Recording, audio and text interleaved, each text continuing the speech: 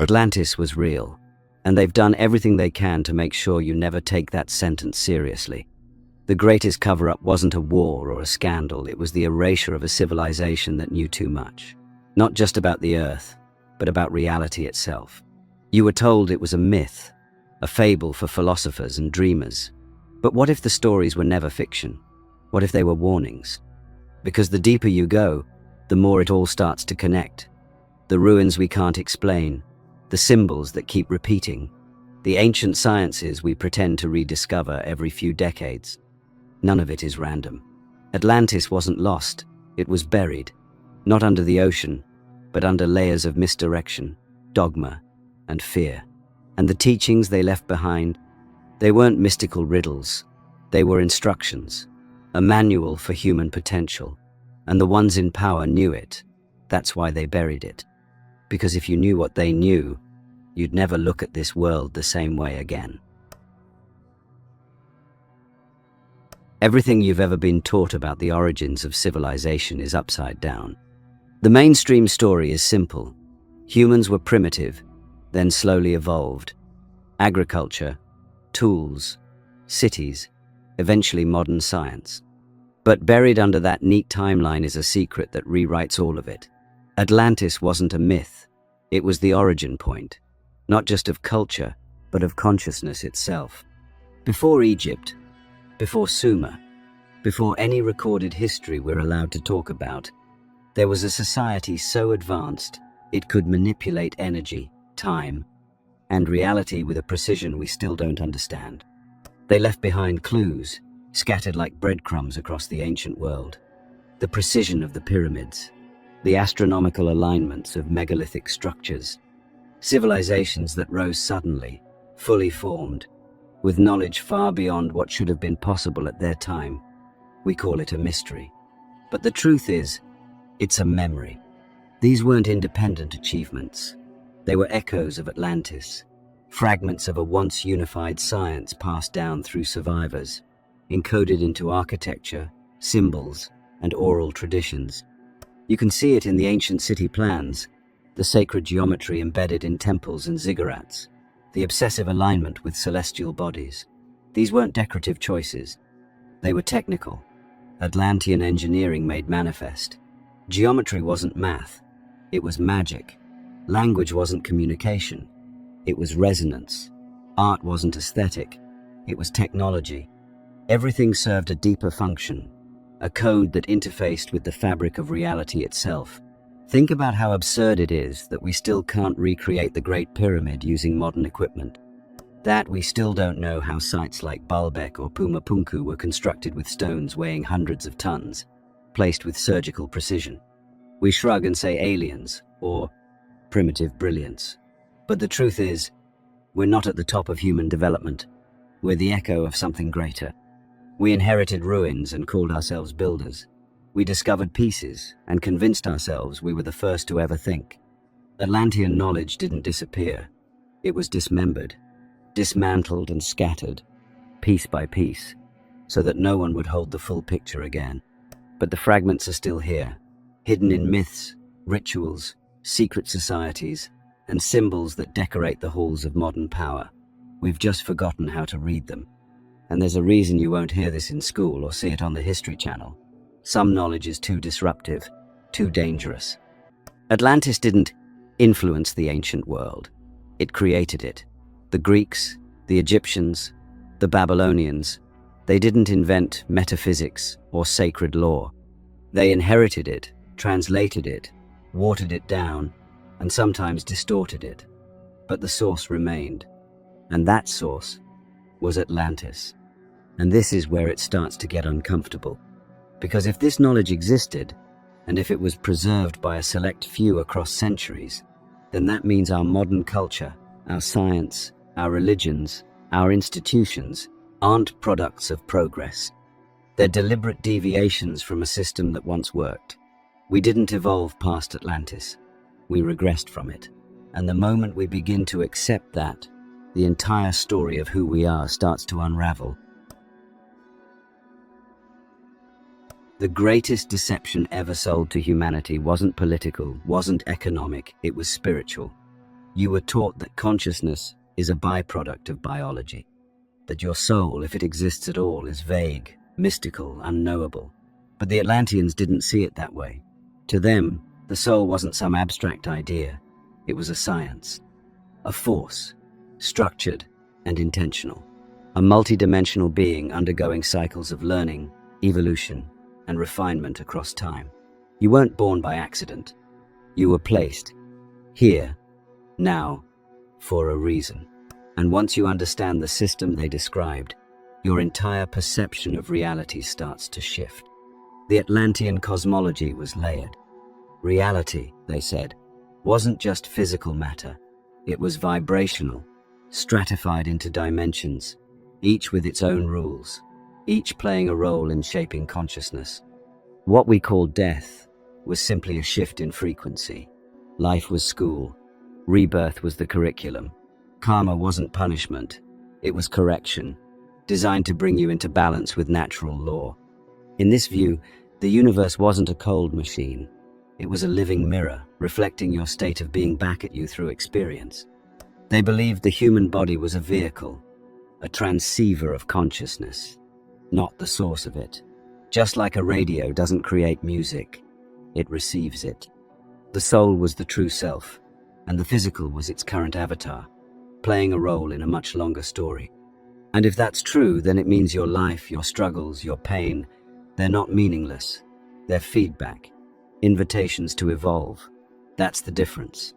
While modern science tells you consciousness ends at death, the Atlanteans knew that death was just a door, and the soul never stops walking through them. They mapped this process in precise terms. Initiation wasn't ritual. It was psychological engineering. The inner alchemy of dissolving the ego, confronting the shadow, and refining the self into something aligned with universal law. Their temples were not just places of worship. They were schools, laboratories of the soul. The priests were not moral authorities. They were scientists of consciousness, guiding initiates through carefully structured rites, designed to activate dormant faculties within the self. We call these things esoteric. We wrap them in mysticism and myth, but they didn't. To them, the pineal gland was a gateway. Breathwork, sound, symbol. These were not spiritual fads. They were tools. The same way you'd use a microscope to study bacteria, they used consciousness itself to access higher planes of understanding. Astral projection, remote viewing, telepathy. These weren't fringe ideas, they were disciplines. Trained, practiced, mastered. Think about that. You've been told that consciousness is unknowable, that your inner life is a mystery. But what if it isn't? What if the blueprint to unlock it was written long before our modern sciences ever caught up? And what if the reason we never hear about it isn't because it didn't work, but because it worked too well? See, knowledge of the soul isn't profitable. It makes you ungovernable. You stop fearing death. You stop chasing validation. You stop looking outside yourself for meaning and start building it from the inside out. And that makes you dangerous to the system. Because the moment you realize that everything you are is already complete, already eternal, you become impossible to control. This is the core of the Atlantean teaching, that you are not here to survive, you're here to evolve. And the only real failure is forgetting that. The moment you reduce yourself to biology, to matter, to consumer, you've already lost the thread. You've already stepped off the path. But the good news?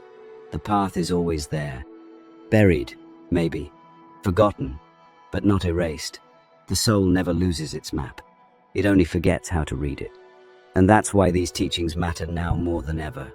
Because in a world that pushes you toward distraction, disconnection, and dependency, the Atlantean system pulls you back to the core, to inner mastery, to self-sovereignty. And if even a fraction of what they knew is true, then the future of humanity depends not on building smarter machines, but on remembering what it means to be fully human. What if everything you've been told about energy is outdated by design? The way we burn, extract, and destroy to power our world isn't innovation, it's desperation. A civilization operating on survival mode. But the Atlanteans didn't operate that way. They didn't burn to generate power. They resonated. They didn't wire circuits. They aligned fields. They understood something that modern science is only starting to rediscover, that everything, thought, matter, emotion, is frequency. And if you control frequency, you control form. That was the foundation of their technology. It wasn't mechanical. It was harmonic. Crystals weren't decorative. They were databanks, amplifiers, energy stabilizers. The myths of giant crystals powering the Atlantean cities aren't fantasy. They're fragments of memory. Quartz, tourmaline, obsidian, each had a purpose. Not just for healing or meditation, but for actual energy generation, planetary stabilization, even communication over distance. They used resonance fields to tap into Earth's magnetic grid, what we now call ley lines. These weren't just mystical ideas, they were the Atlantean version of infrastructure. Their version of Wi-Fi was planetary, invisible, and organic. They harnessed sound, too. Cymatics, sound-shaping matter, was part of their language. Tuning forks, chanting, harmonics, all were tools to restructure water, stimulate plant growth, and open consciousness. Think about that. What we consider spiritual woo was their advanced physics.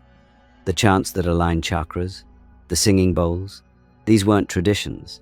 They were technologies. The ancients weren't primitive. They were precise. They didn't lose this knowledge. We did. Or more accurately, it was taken from us. Because frequency is power. And power, when left in the hands of the awakened, becomes unmanageable to those who build empires on submission. What do you think happens when a civilization realizes they don't need fossil fuels or electricity to thrive? What happens when people understand they can heal with sound, shift their consciousness with intention, or access data through crystalline resonance without ever logging into a machine? You get a society that doesn't depend on gatekeepers. You get sovereignty. And that is exactly what got Atlantis destroyed. Not by some natural cataclysm alone, but by the internal decay of their own integrity. Somewhere along the line, the Atlanteans began to misuse the very tools that once aligned them with nature. They turned frequency into manipulation. They amplified energy without wisdom. They split timelines. They fractured consciousness. In short, they began to weaponize what was sacred. Imagine a sound field that can heal organs. Now imagine it inverted to shatter them. Imagine a crystal grid that can stabilize a region's weather. Now imagine it used to disrupt and displace. The same tools that could awaken a soul could also trap one. This is the real story behind the fall of Atlantis. It wasn't just a flood. It was a spiritual collapse. Technology outpacing wisdom. Power outgrowing responsibility. Sound familiar? Look around. We've recreated the same dynamic. We build machines that run faster than our ethics. We develop AI, but we don't know ourselves. We manipulate emotion through media frequencies. We surround ourselves with electromagnetic fog and wonder why we're anxious, sick, and disconnected. The Atlanteans warned of this. Through myth, through symbol, through the ruins we've refused to understand. But there's something else, a whisper beneath the warnings. Because not all Atlanteans fell. Some preserved the knowledge, carried it across oceans, encoded it in temples, hid it in mystery schools and oral lineages, waiting for a generation not just advanced enough to decode it, but conscious enough to wield it responsibly. And here we are, standing on the edge of the same mistake, or the beginning of something entirely new. You were never meant to be powerless. You were meant to be a frequency being, capable of tuning yourself, healing others, harmonizing with the planet. That knowledge isn't lost. It's buried in you, crystallized in your DNA, waiting to be remembered. You've seen the symbols, the spirals, the triangles, the eyes, the grids.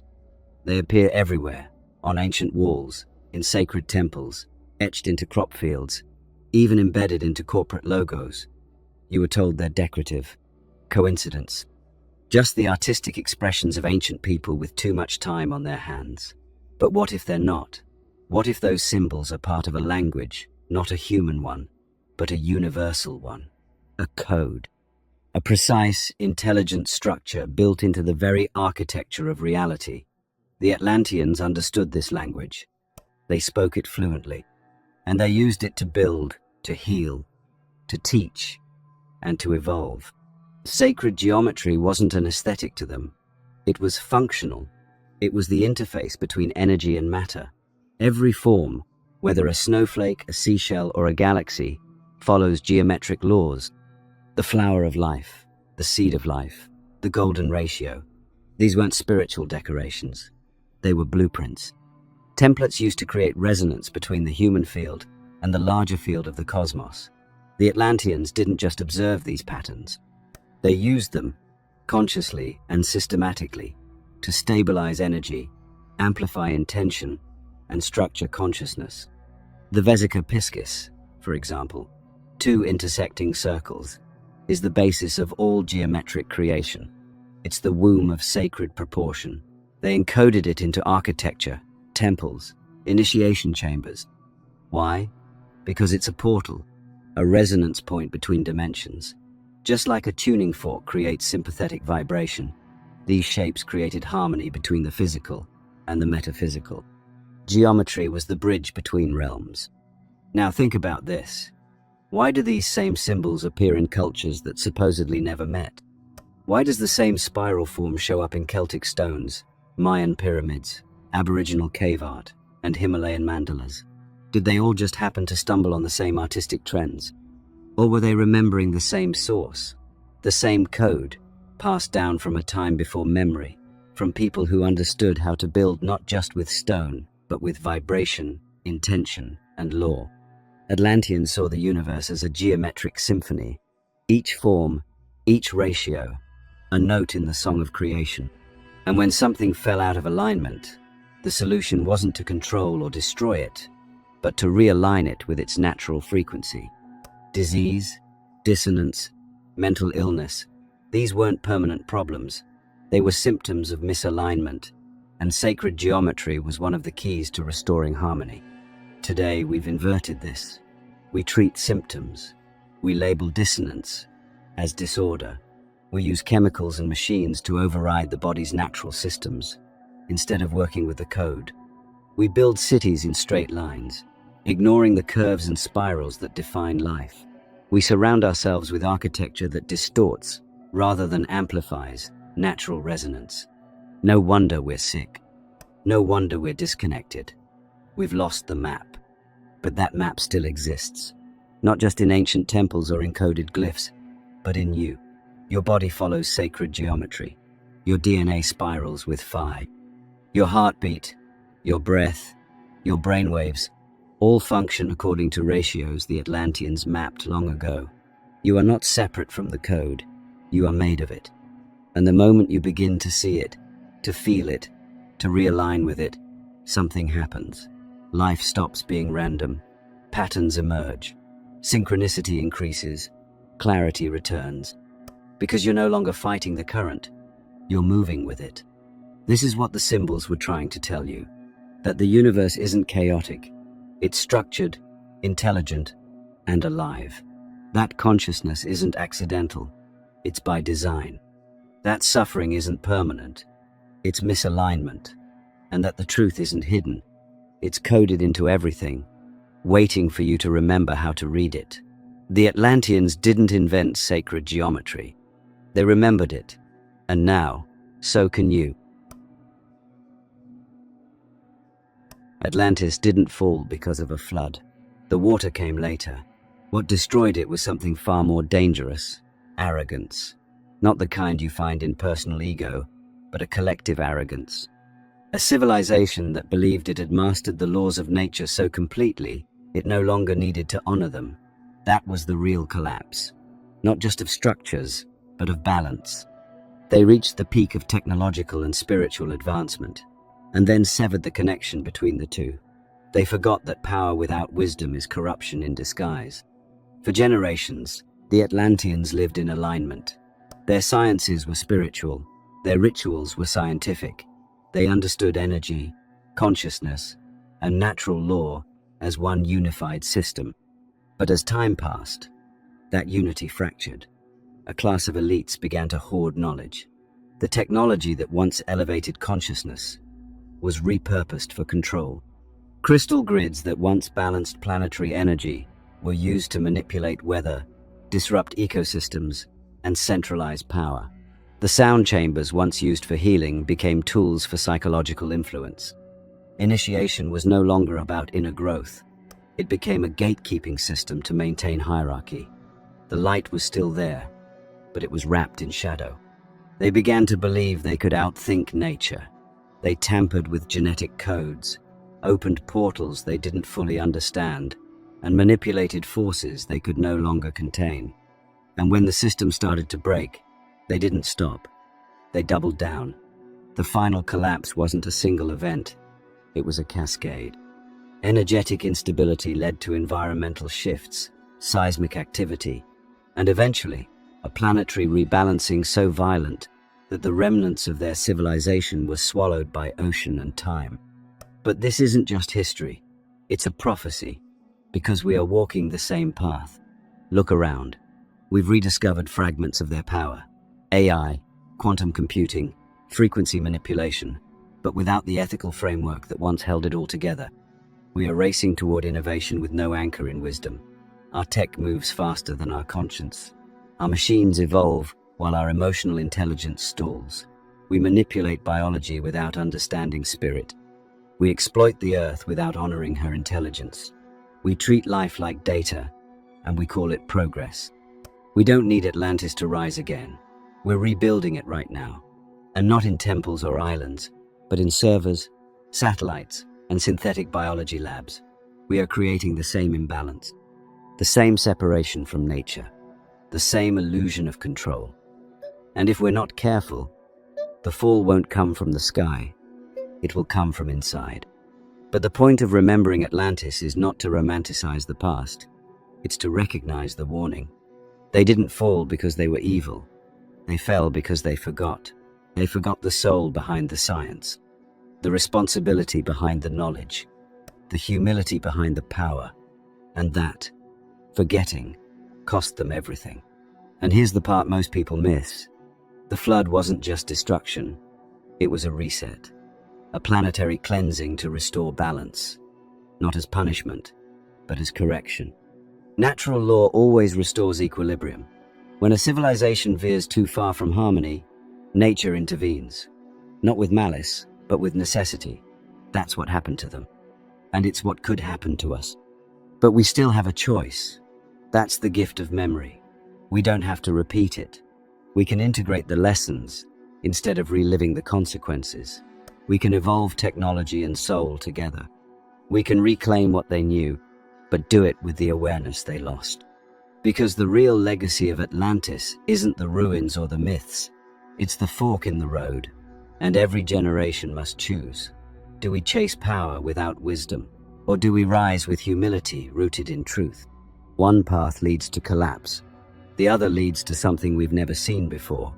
Not a return to Atlantis, but its evolution. The modern world talks about awakening like it's an aesthetic, as if lighting incense, reading a few quotes, and meditating for 10 minutes a day makes you enlightened. But awakening isn't pretty. It's violent. It's the collapse of everything false.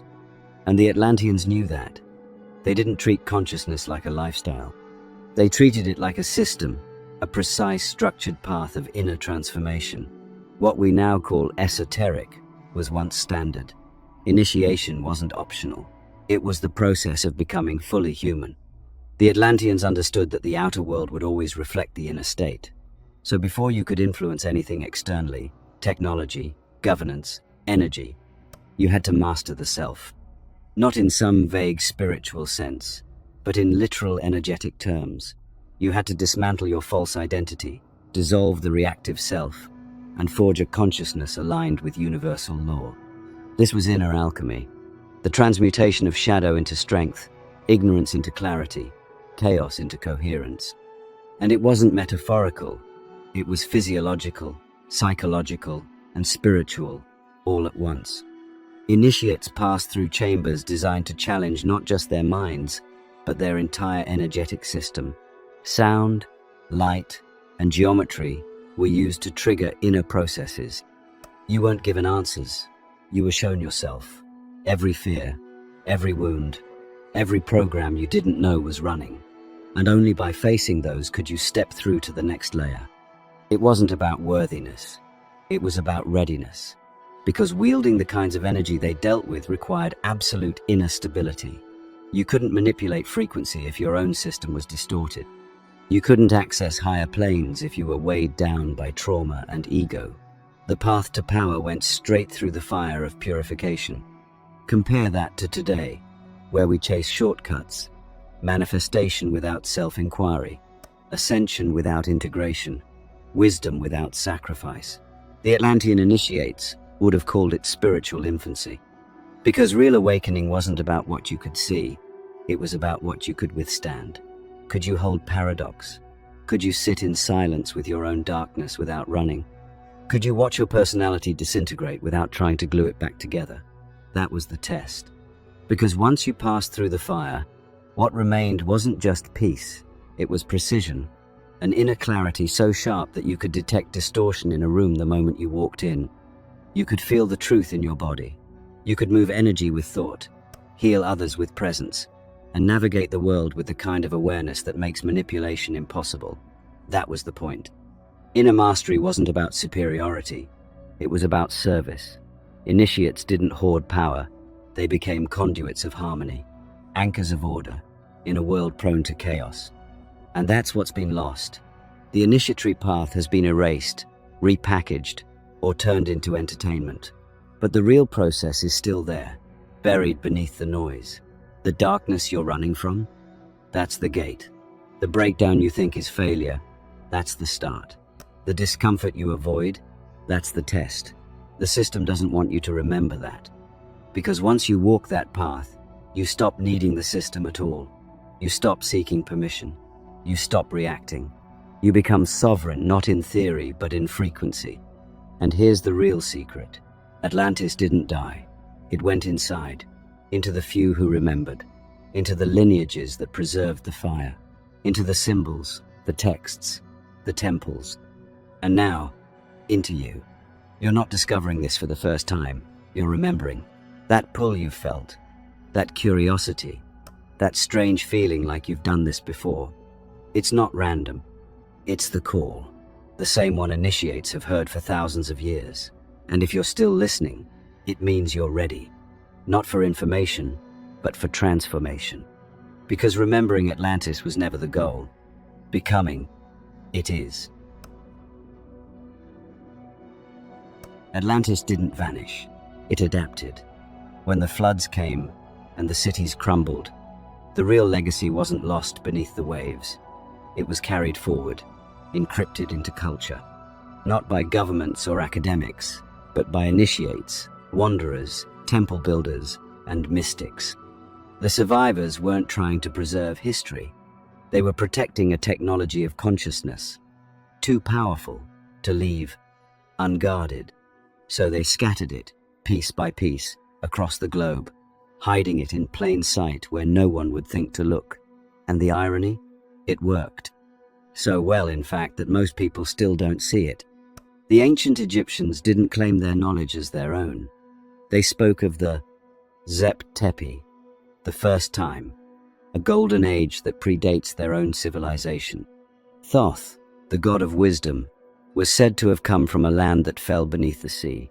He taught the sacred geometry, the astral sciences, and the laws of Ma'at, balance, harmony, truth. Who was Thoth, really? An Atlantean initiate, a carrier of the flame. And he wasn't the only one. The Greeks traced their philosophy to Egypt, and through it, to an even older source. Pythagoras, Plato, and Socrates weren't inventors, they were translators. Pythagoras spent years in Egyptian temples, learning geometric codes that mirrored the Atlantean system. Plato, in his dialogues, didn't speculate about Atlantis. He relayed a preserved account. One, he claimed, came from Solon, who had received it from the Egyptian priesthood. It wasn't fiction. It was a record, a warning wrapped in myth, because raw truth was too dangerous to publish. These lineages didn't disappear. They just went underground. The Hermetic texts, the Rosicrucians, the Essenes, the alchemists, the Masons, the Sufi mystics, the Kabbalists, the Vedic rishis, all of them carried fragments of the Atlantean code, hidden in symbols, wrapped in allegory, guarded by secrecy. Why secrecy? Because every time this knowledge re-emerged publicly, it was hunted, burned, co-opted. Religions were built to replace it. Empires rose to suppress it. And when brute force didn't work, ridicule did. Call it mythology, and people will laugh before they look. But the symbols never left. You can find them in the architecture of Washington, D.C. You can trace them in the stained glass of old cathedrals. You can decode them in Renaissance art, ancient mandalas, even tarot cards. They've been woven into the background of your entire life, because those who understood didn't try to erase the system, they just cloaked it in story. The Atlantean teachings were never destroyed. They were preserved through culture. And maybe that's why you've always been drawn to certain images. Why some symbols feel familiar, even when you don't know why. Maybe it's why you've questioned the world around you while others accepted it. Maybe the reason you're here isn't curiosity, it's recognition.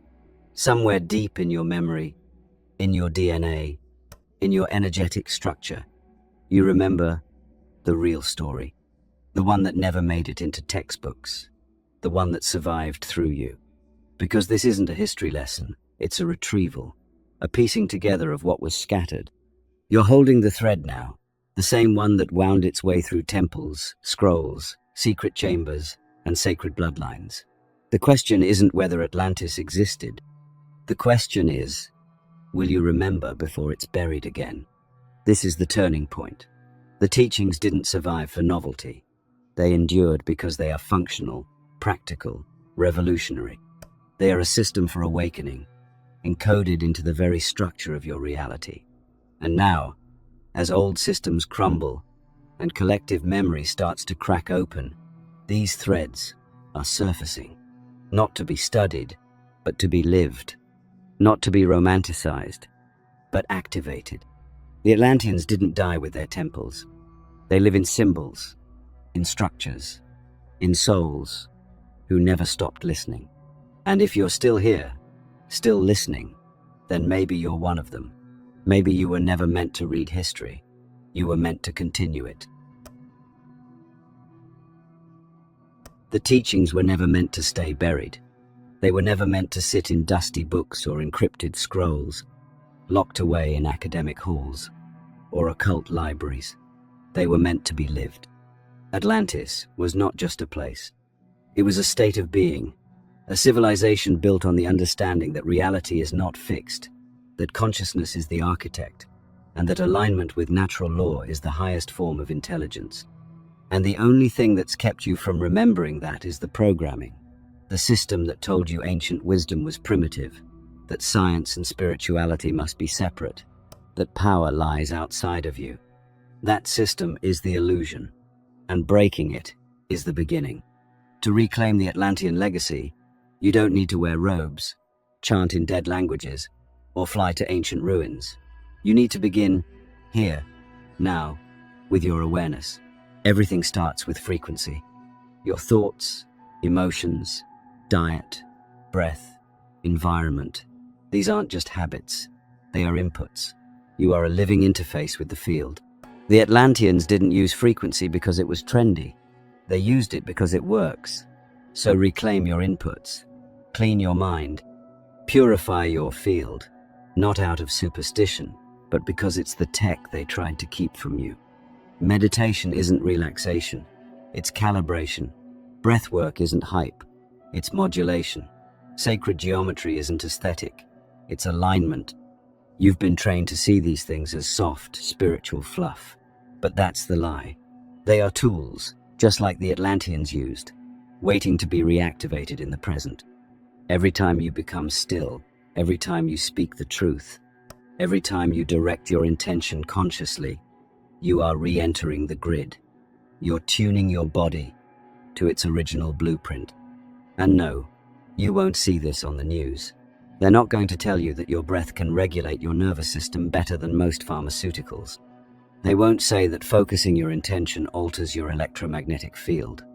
They won't admit that your pineal gland is more than just a gland, that it's a lens, a tuner, a gateway to multidimensional perception. That's too dangerous to be common knowledge. Because if people knew that the Atlanteans weren't mystics, but engineers of consciousness, the entire system of control collapses. Reclaiming this knowledge means more than learning. It means embodiment. That's where the real work starts. When you start making decisions not from fear, but from frequency. When you move from reaction to resonance. When you realize that the chaos outside you is a mirror of the noise within you, and you begin to tune your inner world like the initiates once did. You don't fight the old system by yelling at it. You outgrow it. You build a field so coherent, so self-knowing, that distortion can't stay near you. That's what Atlantean consciousness looks like today. Not escape, not denial, but power reclaimed at the deepest level. Awareness, aligned with action. Truth, lived in real time. It's not about believing in Atlantis. It's about becoming the kind of human that Atlantis was built to support. You can't outsource this. No guru can walk it for you. No institution can validate it. This is ancient technology embedded in your biology, waiting for activation. You already carry the tools. Your body is a temple. Your nervous system is a signal tower. Your heart is an amplifier. Your soul is the code.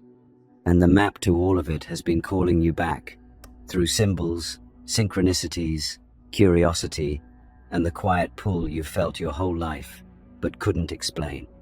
The moment you stop looking outward for truth and begin to experience it inward, the Atlantean system reboots. It was never gone. It was just dormant, waiting for a moment like this, a lifetime like this, a mind like yours. You were never meant to be a spectator in this world. You were meant to be a builder, a blueprint carrier, a frequency holder. And everything you've learned up until now, everything that's resonated and cracked through the surface of your memory, has been leading you back to this moment. Because the real end game isn't about remembering Atlantis. It's about rebuilding it, not as a replica of the past, but as an evolution of it, a new Atlantis. One not built on marble and crystal alone, but on consciousness, on coherence, on truth. You don't need a government to approve it. You don't need a temple in the desert or a statue in your name. You need alignment, personal alignment that ripples outward. Because the Atlanteans didn't build their world through dominance. They built it through resonance. When enough people hold the same coherent frequency, reality bends around it. Structures begin to reflect that vibration. Communities emerge. Culture reorganizes. Systems recalibrate. This is how real change happens. Not by force, but by field. And you are part of that field. Everything you've remembered in this journey, the geometry, the soul science, the inner alchemy, the fall and the rising, it lives in you now. The teachings aren't just information, they are architecture, invisible scaffolding around which a new way of being can emerge. And it doesn't start tomorrow. It starts with the next breath you take, the next choice you make, the next time you act with integrity in a world that rewards illusion. That is how you bring Atlantis back. Not as nostalgia, but as blueprint made flesh. And this isn't a solo mission. No one awakens alone. That's another lie sold to keep you isolated. What you're feeling now, that surge in your chest, that fire in your spine, that quiet certainty pulsing beneath your skin, is connection. To others like you, to the ones who've also remembered, who are walking the same path, decoding the same symbols, hearing the same inner call. You're not imagining it. It's real. The scattered architects are returning to the site. The fragments are drawing together, and when they align, something ancient will rise. Not from ruins, but from us. Because this is the choice we face.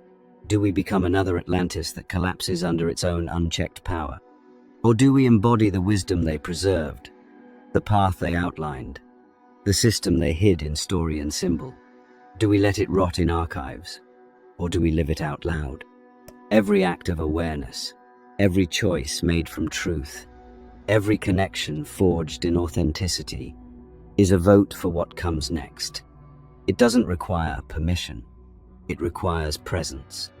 And if this message has stirred something in you, if you know this isn't just theory but a truth your soul has always known, then don't just consume it. Continue it. This isn't the end of a video. This is a threshold. The choice to either carry on sleepwalking through a system that's collapsing or to begin building the one that was always meant to replace it. That's what Atlantis was. A prototype. Not a fantasy. A model. And now it's yours to carry forward.